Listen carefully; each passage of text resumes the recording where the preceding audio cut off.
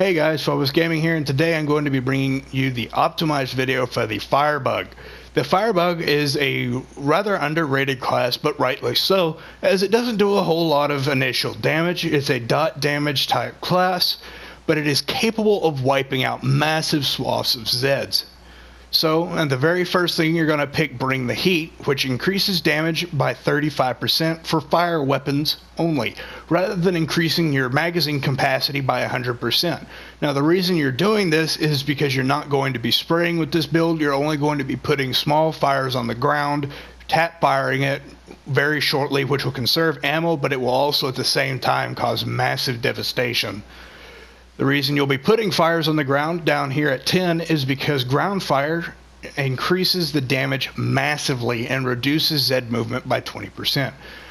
Which means not only will you be rapidly killing the smaller Zeds like the Clots, Alpha Clots, Slashers, and Crawlers, as well as Bloats since they take extra damage from fire in relatively short order, but you will also be able to escape Skrakes as their movement speed will be decreased, and if you shoot right at your feet while you're running, it'll slow them down and allow you to sprint away as they swing their chainsaw, which can be life-saving in no small sense. Rather than taking Barbecue, which increases the effect of burn damage by 150%, making it last longer, but also increases damage over time. However, it does not tell you how much it increases damage over time, just like it does with ground fire. However, ground fire does do a lot more damage from what I could see, and you don't have to shoot directly at the Zeds, which would mean you would have to be spraying to hit everybody. You could just put a fire on the ground and keep moving. Next, down at level 15, you will be taking Napalm, which allows the fire to spread kind of like an infectious disease. When one Zed touches another, it passes the torch along and infects them as well. And it also lasts 150% longer, dealing more damage over time. Rather than taking Zed Shrapnel, which is much like the Survivalists, Zeds you kill with fire, however, have a 20% chance to explode rather than just killing them in general, damaging and knocking down nearby Zeds. Now, you're really not going to need this one because of what you pick up at 20. Heatwave. Zeds struck at point-blank range with fire will stumble back, rather than picking up the increased range called Firestorm, which does increase range rather drastically, but you really don't need it all that much. Now, Heatwave, I found a rather maybe peculiar bug. I'm not exactly sure if it was intended this way, but I would find that Zeds would stumble back even on ground fires as if they had been hit at point-blank range. I'm not talking like when it was initially put down as Zeds do, they jump back. But I'm talking as they would walk over it, they would immediately stumble back from time to time. I don't know if this is an intended mechanic or not, but it happens a good deal.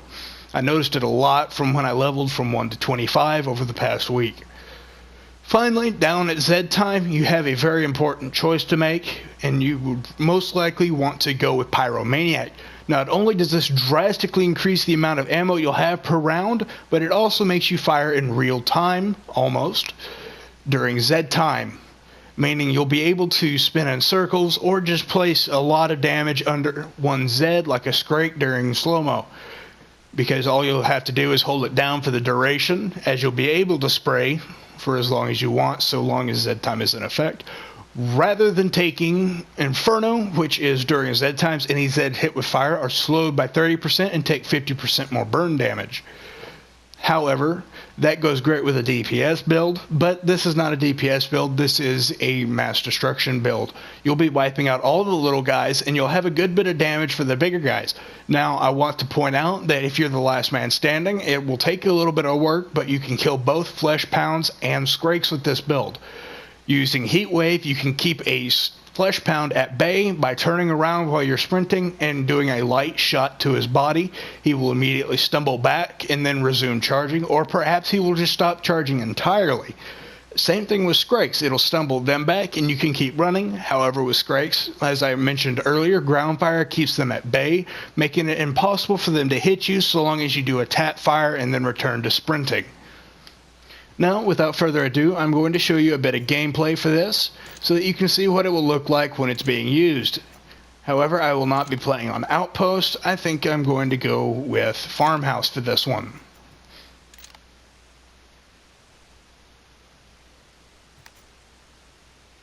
Today I will be using Anton Strasser, who is the Frozen in Time German character that you can play, as he just seemed more fitting to be using a flamethrower for some reason.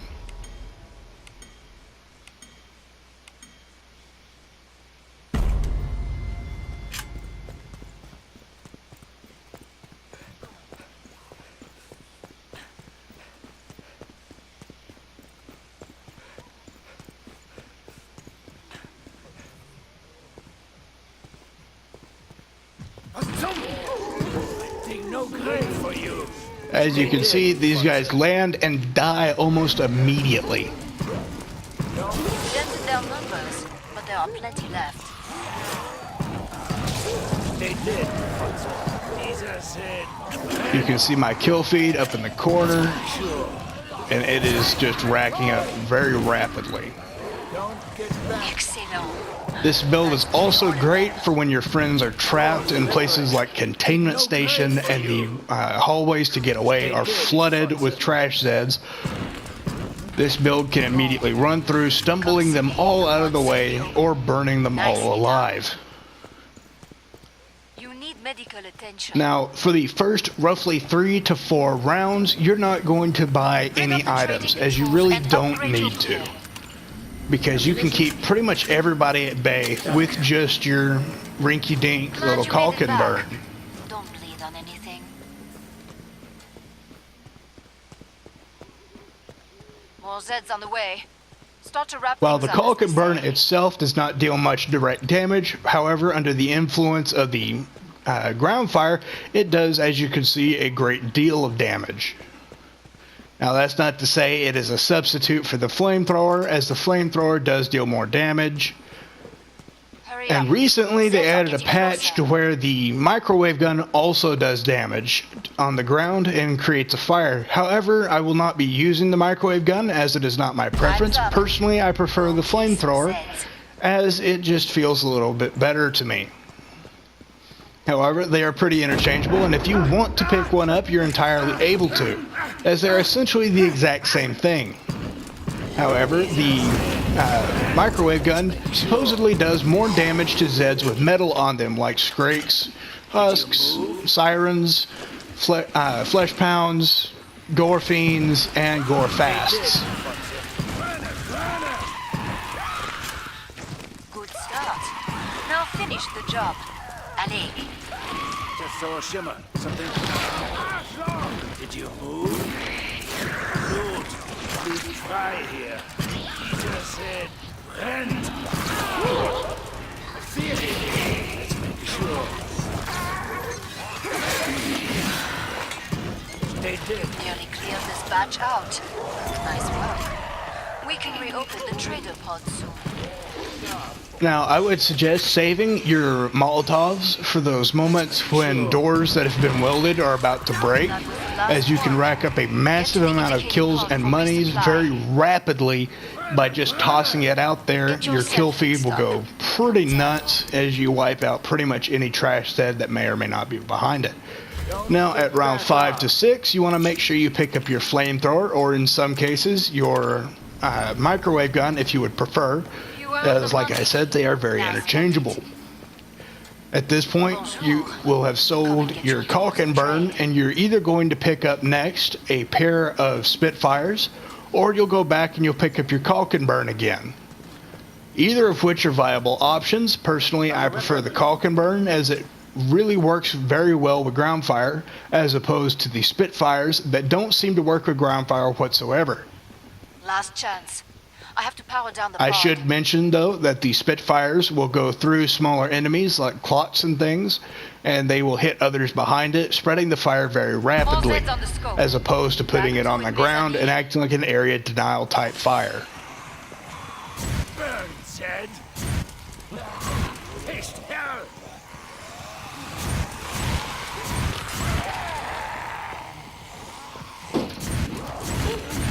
A decent game. Let's call that your warm-up. Stay dead, Fotzer. Did you move? Was? Ist das ein Geist? No place for you.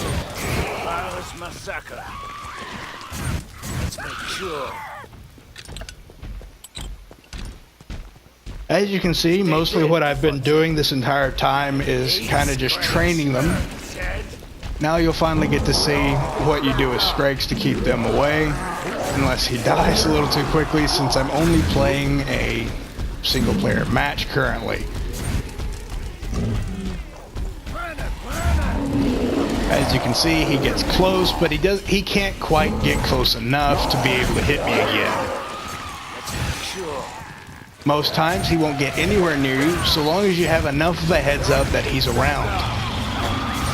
Flesh Pounds, on the other hand, you'll need to make sure to stumble back when they run at you, like that.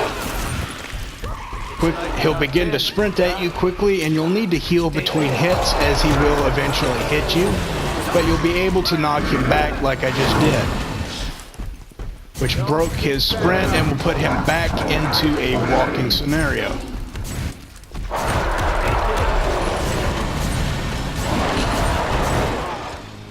Come see me. The pod's safely open. Now, I should mention that, like I said, the microwave gun works a little better with those guys, but at the same time, it really isn't needed. Most of what you'll be doing is just running away from the Zeds and leaving a trail of fire for them to walk through. It should also be mentioned that this build isn't particularly fun to play, as you'll be spending most of your time pointing your weapon at the ground rather than at the Zeds themselves.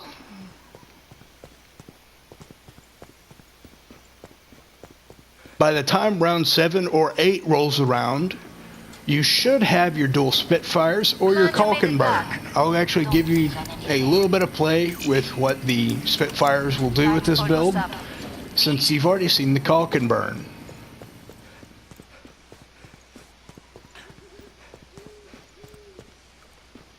Pod's closed. Go make a difference.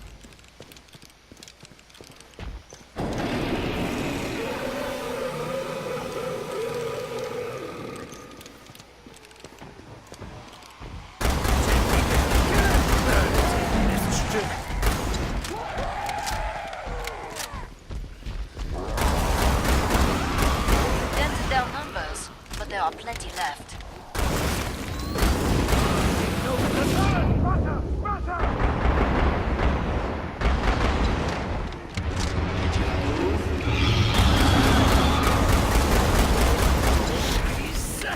They did. Burner, burner.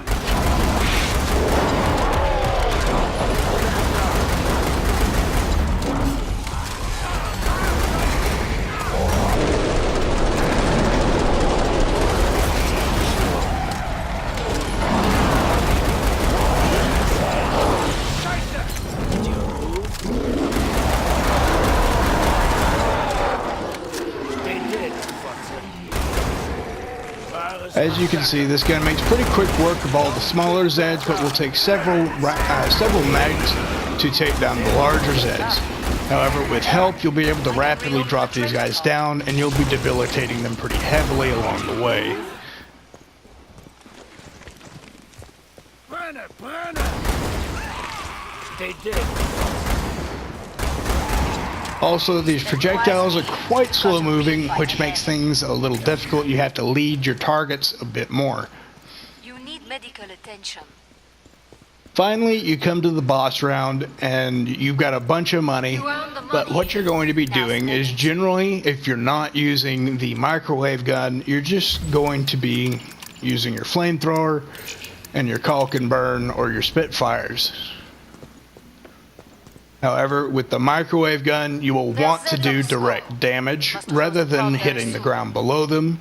As for both bosses actually, you'll do more damage hitting them than you will dropping on the ground. However, with the flamethrower, you'll be doing more damage with ground fire than you will be actually hitting them. I'm about to shut the pod. These particular builds do an inordinate amount of damage to the boss for some reason. I'm not really sure if they buffed that aspect by reducing the boss's resistance to fire, but 6 out of 10 times I was able to get the boss kill at the end of the round. Now that may just be due to the dot damage, but you will see that his health drops pretty quick. Even on Suicidal, we were able to drop the boss's health very rapidly. As you can see on my screen, on a single person hard, his health is dropping at a very drastic rate. I have been remote and aloof, Vernon. Now we shall get closer. Am I meant to be impressed? Enough of these little attacks. Here is something more to think about.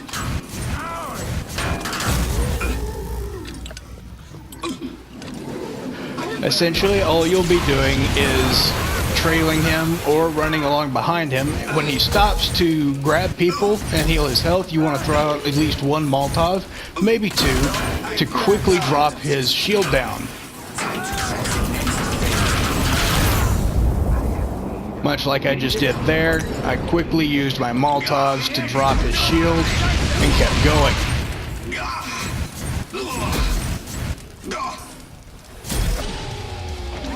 Finally, he's dead, and you've used this build successfully. I do hope you found this build to be very informative and helpful for your own survival of the Firebug class, and hopefully made it a little more fun for you, as most people found that it wasn't very fun to play to begin with, as they had difficulty for it. Anyway, if you liked the video, please feel free to like, comment, and subscribe. I will be working on the demolition build shortly. Hopefully I'll have that up tomorrow or the next day.